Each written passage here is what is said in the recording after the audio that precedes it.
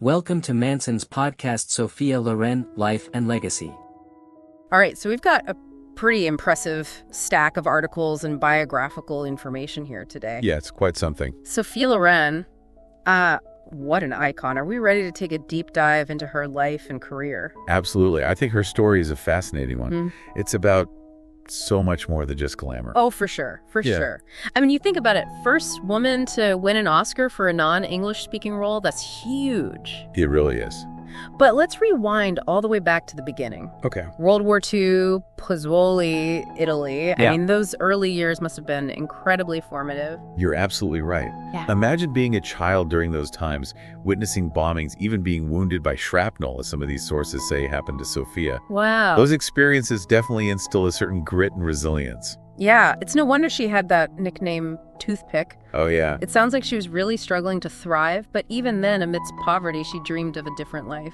She did, and I think that's an important part of her story. It is. And then her mother enters her into a beauty contest at 14. Was that sort of the turning point?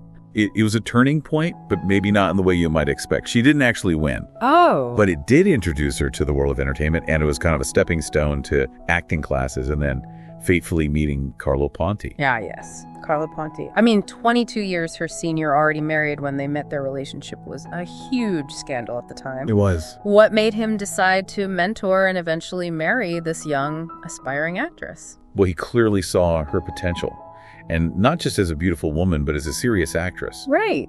He helped craft her image. He changed her name to Sophia Loren and really pushed her towards roles with more depth. So I'm looking at these early Italian films, and it does seem like there were a lot of these kind of glamour girl roles early on. Yes, absolutely.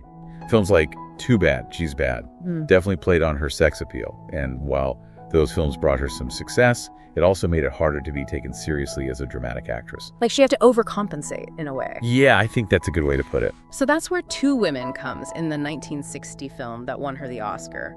What made this role so different, so pivotal for her career? I think Two Women changed everything for her. This role was raw, emotionally demanding, and so far removed from the glamorous characters that she was known for. She played Cicera, right? Right. A mother trying to shield her daughter from the horrors of war-torn Italy. Exactly. It must have been so powerful for her to draw on her own childhood experiences. Absolutely. I think that's what made her performance so compelling. She even had a breakdown on set. Really? The emotions were that intense. She drew on those deep-seated memories to portray Cicero authentically. And that rawness that you mentioned that really connected with audiences and critics alike. It did. It wasn't just acting. It was a lived experience translated onto the screen. Yeah, it was a turning point for sure. This wasn't just an Oscar win, it was a historical moment. It really broke barriers for international cinema. You're absolutely right. It paved the way for other actors from around the world and showed that language wasn't a barrier to talent and recognition. From there, her career really skyrocketed. It did. I mean, she's working with Cary Grant, Clark Gable, and of course, Marcello Mastroianni. Oh, yes. That on-screen chemistry was legendary. Oh, it was electric. They had this playful, flirtatious dynamic that just sizzled on screen. What was it about that pairing with Mastroianni that captivated audiences so much? Well, they were both incredibly talented and charismatic, of course. But I think it was also the context. Okay. Italy was experiencing its own post-war cultural boom. And here was Sophia, this embodiment of a modern independent woman. So it was more than just a romantic pairing. It was symbolic of something bigger. Absolutely. I also find it interesting that despite working with these huge Hollywood giants, she never fully abandoned Italian cinema. That's true. She continued to work with Italian directors, particularly Vittorio De Sica. For those who don't know, who's De Sica? Oh, he was a master of neorealism, a movement that focused on portraying everyday life. Interesting. So she was really committed to her roots and to that artistic landscape that kind of nurtured her talent. Exactly. It was a way of staying true to herself. It's like she was bridging these two worlds, becoming this international symbol of Italian talent and beauty. And challenging expectations along the way. Speaking of beauty, I have to ask, how did she navigate those intense pressures of Hollywood, especially the emphasis on physical perfection? There's a great anecdote about that early in her career. Oh, yeah. Studio executives wanted her to get a nose job. What? They thought it was too prominent, not Hollywood enough. No way. What did she do? She refused. She said, and I quote, "I'd rather be myself with my own nose than anyone else with a perfect one." Wow, that's incredible. I mean, think about how bold that was for a young actress trying to make it in Hollywood. It really was a statement. It takes a certain confidence to stand up to that kind of pressure, you know? No. It almost foreshadows those strong, independent characters that she would go on to play. That's a great point. It makes you wonder if those roles resonated so deeply with audiences because they saw that same strength in her real life. It's possible. I think audiences could sense her authenticity. So she wasn't just playing a role, she was embodying a spirit. I think so. She was challenging those traditional notions of femininity that were so prevalent at the time. You should be honest, though. There were some choices, some moments in her life that weren't so picture perfect, right? Well, no one's life is perfect. I'm thinking about that whole tax evasion incident in the early 80s. The 17-day prison stint. It was a shocking turn of events for someone at the peak of their career. It was huge news. Did it tarnish her reputation? It certainly made headlines. Mm-hmm. But I think it humanized her in the eyes of the public. Interesting. Here was this goddess, this untouchable icon, suddenly facing a very real, very human problem. It's like even Sophia Loren has to deal with the tax man. Exactly. It made her more relatable, more accessible to her fans. It definitely added another layer to her already complex and fascinating story. But beyond the glamour, the awards, even the scandals, there's a whole other side to Sophia Loren, isn't there? Oh, absolutely. The Scrabble aficionado, the passionate cook, the Viscountess. Wait a minute, Viscountess, how does she end up with a noble title? Well, that's a story for part 2 of our deep dive. Okay. Stay tuned, everyone, because this is where things get really interesting. You know, it's amazing how she managed to kind of straddle these two worlds. Yeah. You know, Hollywood glamour and this Italian authenticity. It's true. Even at the peak of her fame, she never really let go of her roots, you know? No, she didn't. And that's clear in her choices. You know, she constantly worked with Italian directors and never lost that warmth and passion, that connection to her home country. It's like she was a cultural ambassador almost as much as an actress, wouldn't you say? Exactly. And it definitely had an impact on her career. I mean, choosing to work with someone like Vittorio De Sica, who was a pioneer of neorealism, really meant taking on roles that were less about the glitz and more about portraying those realities of Italian life. It's a different kind of risk-taking, isn't it? Especially for someone who could have easily just stayed in that kind of beautiful but safe lane in Hollywood. Oh, yeah. It shows a real commitment to her craft, to really pushing herself artistically. Absolutely. And you have to remember, this was all happening at a time when women in film were often, relegated to very specific and often very limiting roles. Right. But Sophia, she challenged those norms. I think that's what makes her such a powerful role model for women even today. I agree. I mean, rising from poverty, defying expectations, achieving global stardom, but on her own terms, it's incredibly inspiring. It really is. And don't forget, this is a time when the studio system had a lot of control.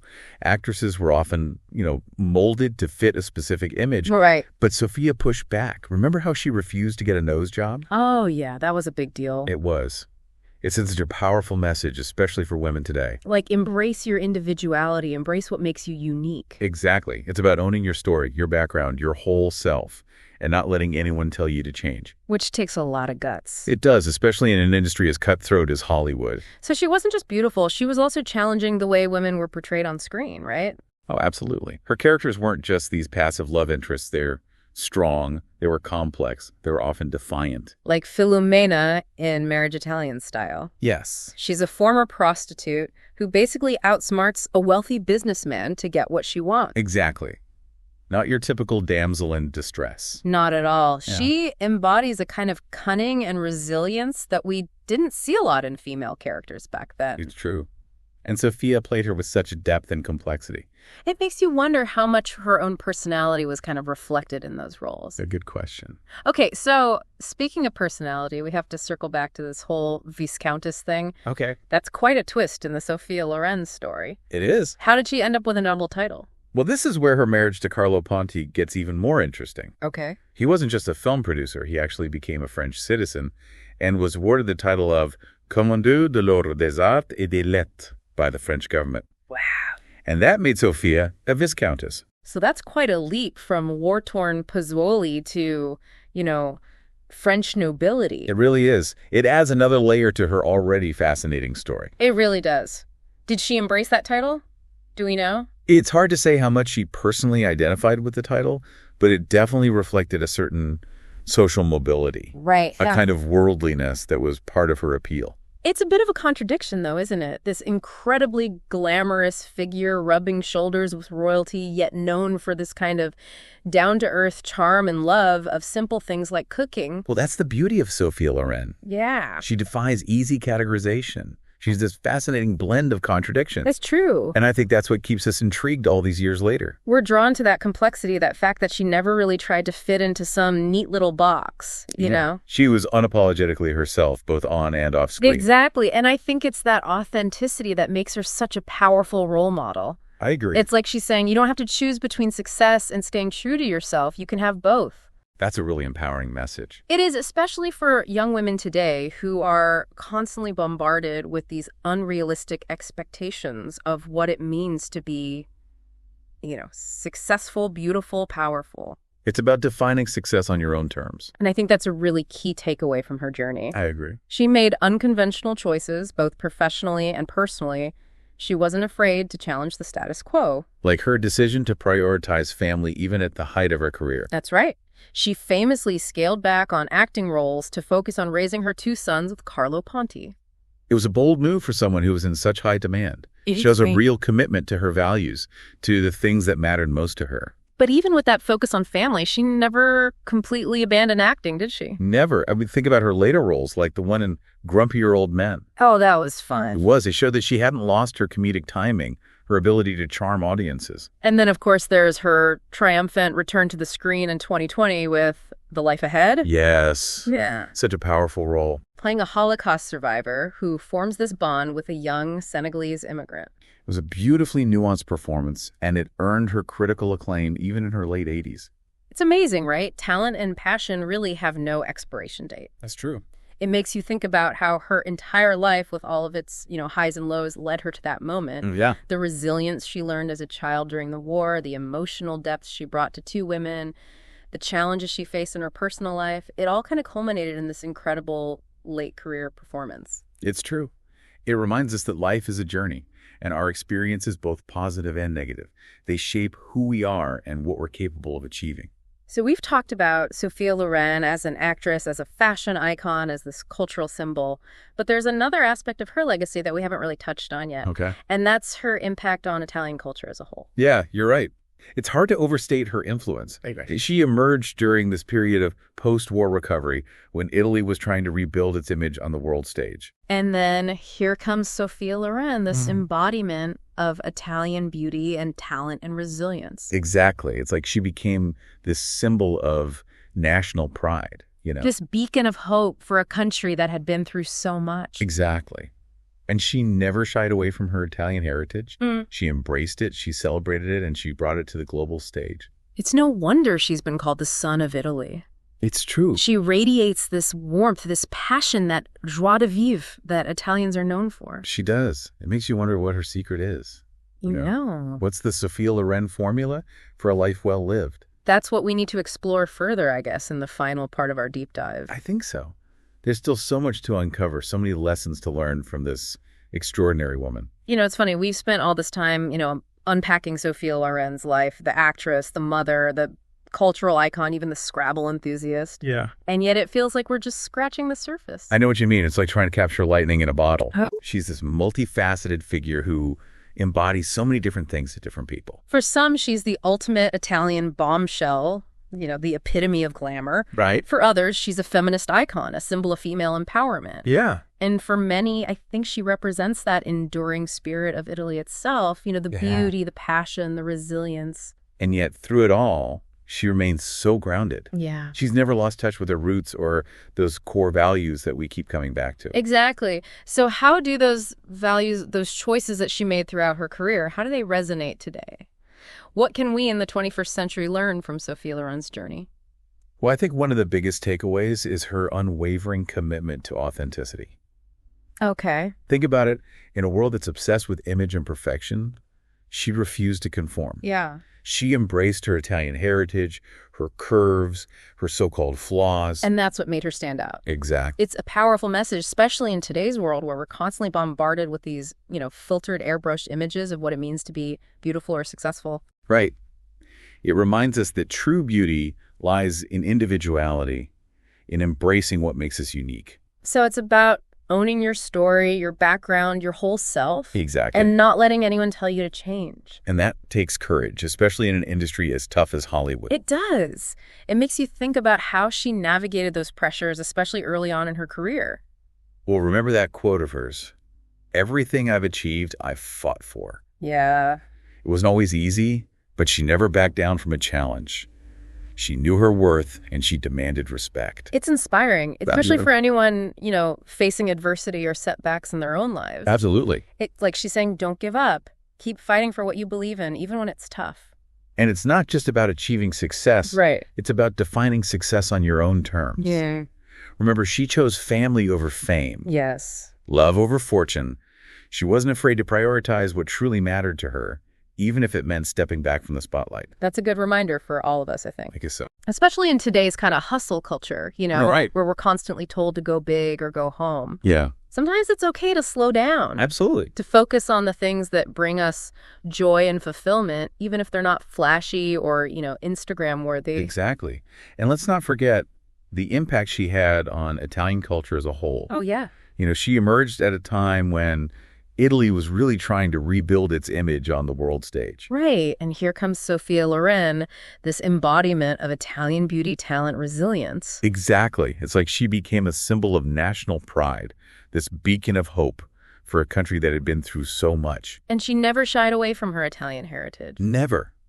She embraced it, she celebrated it, and she brought it to the global stage. It's no wonder she's been dubbed the Sun of Italy. It's a fitting title. It really is. She radiates that warmth and passion and that joie de vivre that Italians are known for. She does.